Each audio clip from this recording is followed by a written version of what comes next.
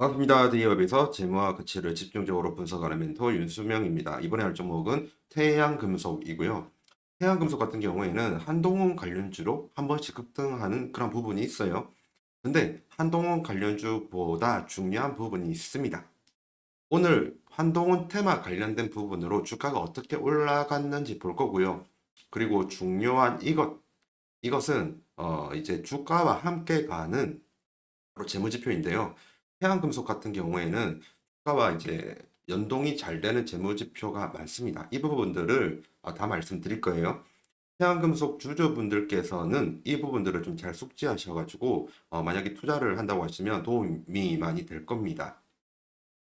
그리고 투자를 하는 데 있어서 고평가 구간에서 진입을 하게 되면 잘못하면 물릴 수가 있잖아요, 주식이. 그런 부분, 예를 들면 지금 현재 내가 주식을 사려고 하는데 지금 고평가 구간인가 아니면 저평가 구간인가, 이런 거는 원래 좀 산수식으로 좀 약간 재무 관리적인 측면에서 생각을 해봐야 되거든요. 그런데 그렇게 할 필요 없습니다. 쉽게 보는 방법이 있고요. 그런 부분도 말씀을 드리도록 할게요. 한동훈 관련주라는 내용 좀 먼저 보자고 하면 기사 두 개 한번 보도록 하겠습니다. 우선 첫 번째 기사를 보면 태양금속 주가가 더 뜨거워지나 하면서 한동훈 후보 당대표 당선 가능성에 따라서 주가가 고조가 되었다고 합니다. 지금 한 달 전으로 적혀 있는데 정확한 날짜는 아마 7월 17일이랑 그리고 7월 10일이거든요. 당시에 7월 17일 같은 경우에는 14.67%가 올랐고요. 그래가지고 가격이 3,635원까지 올라갔습니다. 다른 기사를 보면 오전 같은 경우에는 8.83%까지 올랐고요. 같은 날인데 이제 오전 9시 35분에 14.67까지 올랐다가 오전 11시 54분에 8.83%까지 떨어졌습니다. 결국 테마성 때문에 일시적으로 올랐다 내려간 부분이 좀 있죠. 그리고 10일쯤에도 한동훈 테마로 좀 올라간 부분이 있거든요. 잠시 주가 좀 볼게요. 7월 10일, 7월 10일 날 이제 장대 양봉이 나왔었을 때도 한동훈 관련 테마로 올라간 부분이 있었고요. 그리고 7월 17일, 7월 17일 날 지금 보면 위에까지 올라갔다가 내려갔죠. 윗꼬리 단 거 보이죠? 결국에는 테마성으로 일시적으로 올라간 부분이 있다가 그 뒤에 주가 조정을 받고 떨어졌습니다. 근데 제 개인적인 생각이 이게 뭐가 있냐면 하면요. 좀 이러한 테마성 있잖아요. 정치와 관련된 테마성. 원래 올라갈 수밖에 없는 애를 테마로 더 끌어올리는 느낌이다. 이렇게밖에 안 보여요. 왜냐면 그에 대한 이유를 지금부터 말씀을 드릴게요. 집중해서 봐주시길 간곡히 부탁드립니다. 지금 보는 지표는 주당 순자산이라고 해서 BPS라고 합니다. 이거 어려우신 분들은 그냥 제 설명 들으면 되게 쉽습니다. 그냥 들으시면 됩니다. 주당 순자산 BPS는 그냥 자본, 재무제표에 있는 자본을 베이스로 만든 재무제표이고요. 이 자본의 움직임이랑 주가의 움직임이 유사합니다. 완전히 똑같지는 않고요. 검정색 부분이 주가고요. 그리고 이 분홍색 부분이 자본입니다. 자본이 이제 하락을 하니까 주가도 하락을 하죠. 그리고 이 부분은 안 맞고요. 그리고 자본이 횡보를 할 때 주가도 횡보를 합니다. 자본이 올랐어요. 주가도 올랐어요. 그리고 자본이 다시 떨어지니까 주가도 떨어지죠.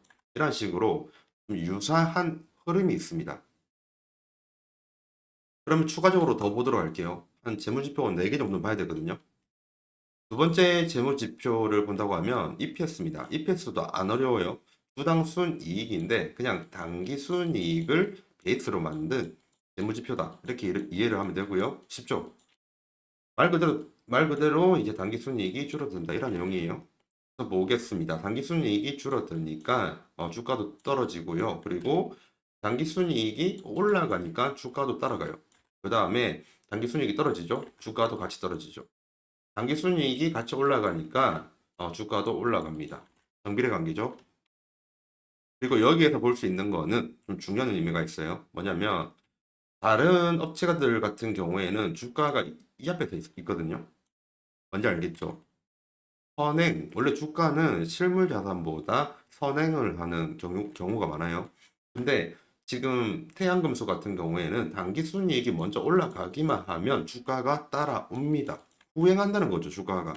그러면 단기 순이익으로 이제 바라보면서 태양금속의 주가를 추정하는 것이 더 확률이 높다는 것을 알 수가 있습니다. 그 다음 보도록 할게요. 그 다음은 주당 영업이익이에요. 주당 영업이익 같은 경우에는 이것도 좀 유사합니다. 완벽하게 일치하지는 않고요. 주당 영업이익이 하락하니까 주가도 하락을 하죠. 근데 영업이익이 떨어지니까 주가는 잠시 올랐습니다. 이때 호재가 있었겠죠.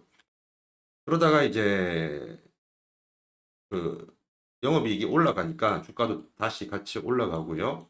그리고 영업이익이 떨어지니 주가도 떨어지죠. 영업이익이 다시 올라갑니다. 주가도 오릅니다. 그리고 영업이익이 이렇게 그 헤드앤숄더처럼 올랐다가 떨어졌다가 올랐다가 떨어졌다고 하는데 주가는 한번 떨어지고 이제 계속 올라가는 추임새죠. 유사하다지 완벽하게 일치하지는 않습니다. 그리고 여기에서도 중요한 부분이 있습니다. 비록 이 부분이 일치는 못했지만 확실한 거는 영업이익이 먼저 오르니까 주가가 따라가는 부분들이 있습니다. 다른 종목들과 다르게 주가가 후행을 하고 있다는 거죠. 선행 아니에요. 근데 웬만한 업체들은 주가가 좀 선행하는 그런 부분이 있거든요. 하지만 태양금속 같은 경우에는 실적만 좋으면 주가가 그 뒤를 따라가는 움직임을 보여줍니다. 이러한 선행과 후행의 관계가 중요하죠. 그래서 태양금속 같은 경우에는 실적을 진짜 수시로 봐야 되는 그런 업체라는 점을 알 수가 있습니다. 하지만 여기서 주의를 해야 될 게 완벽하게 일치가 된다는 게 아니고요. 그저 유사하다라는 의미죠. 유사랑 완벽하게 일치한 건 다른 거예요. 그러면 이번에 완벽하게 일치를 하는 지수를 볼게요. 우선 완벽하게 일치를 한다는 전제 조건은 후반부를 말씀드린 거예요. 전반부에는 완벽하게 일치 안 한 부분이 좀 있었거든요. 그걸 하나씩 보도록 하겠습니다. 예전에 우선은 잉여현금 흐름이 뭔지 말씀을 드리고 시작을 할게요. 잉여현금 흐름이 뭐냐면 FCF라고 합니다. 이 FCF가 그냥 좀 어려운 내용이기 때문에 간단하게 말씀드릴게요. 남은 돈. 예시를 하나 들면 제가 300만 원의 월급을 받고 있습니다. 그런데 월급을 300만 원을 받고 한 270만 원을 모았습니다. 30만 원만 썼죠. 근데 제 친구가 같이 300만 원을 모아요. 그런데 얘는 저는 270만 원 모았는데 걔는 30만 원밖에 못 모았습니다. 여러분들이 보기에는 누가 더 부자가 될까요? 당연히 저죠. 왜냐하면 돈을 잘 모으니까요. 외국인들은 외국인들뿐만 아니라 이제 이 FCF 수치를 살아가는 사람들은 이렇게 남은 돈이 많은 기업이 향후 더 부자가 될 거라는 기대를 가져요. 이 기대감 때문에 수급이 좋고 그리고 주가 상승의 사유를 불러일으키는 요인이 되는 겁니다. FCF 잠시 설명을 드려야 될 것 같아가지고 설명드렸고요. 그리고 잉여현금 흐름 이 FCF가 이제 주가하고의 관계가 어떻게 되는지 한번 볼게요. 우선 FCF가 올라가니까 주가도 올랐죠. 그리고 FCF가 줄어드니까 주가도 계속적으로 내려갑니다. 근데 잠시 중간중간에 FCF가 올라간 부분이 있어요. 그럼에도 불구하고 주가는 계속 빠졌습니다. 그 이후에 이때부터 좀 약간 일치를 하죠.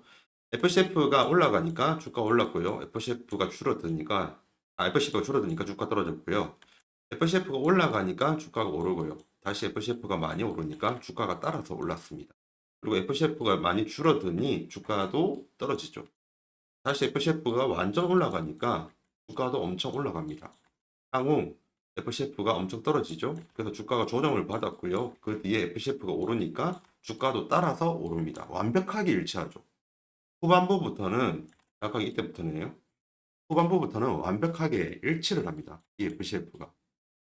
그래서 중요하다고 말씀을 드리고 싶어요. 심지어 FCF가 먼저 움직였죠. 주가가 그 뒤로 따라왔죠. 주가가 지금 후행이란 말이거든요.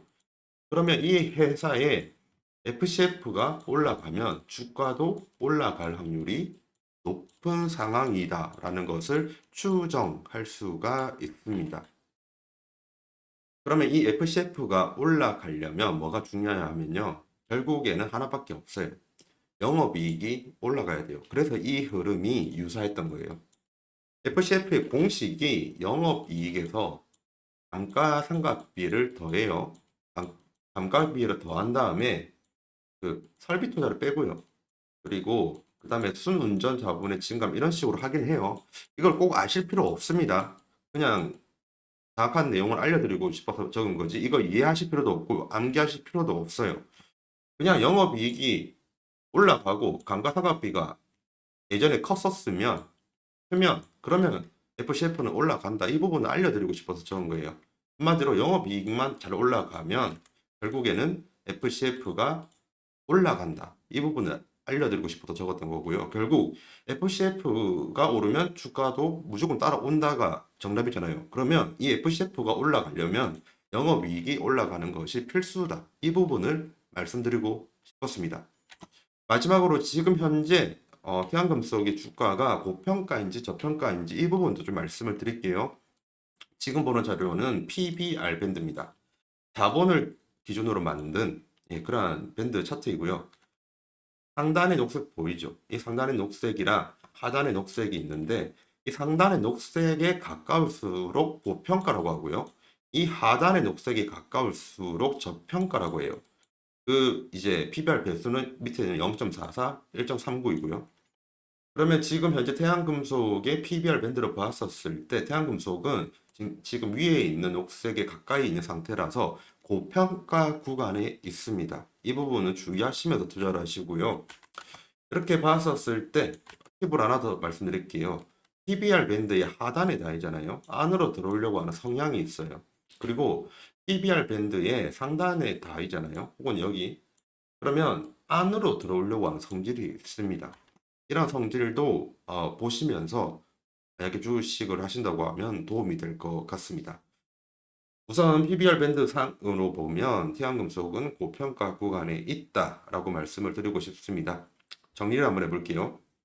지금까지 봤던 재무지표를 본다고 하면 주가는 FCF에 무조건 따라갑니다. 근데 이 FCF가 올라가기 위해서는 영업이익이 올라가는 게 전제 조건이 있어야 되고요. 그 다음에 태양금속 같은 경우에는 지금 고평가 구간이다. 그러니 투자에 유의하시기를 바랍니다. 라고 말씀을 드렸습니다. 지금까지 대기업에서 재무와 가치를 집중적으로 분석하는 멘토 윤수명입니다. 감사합니다.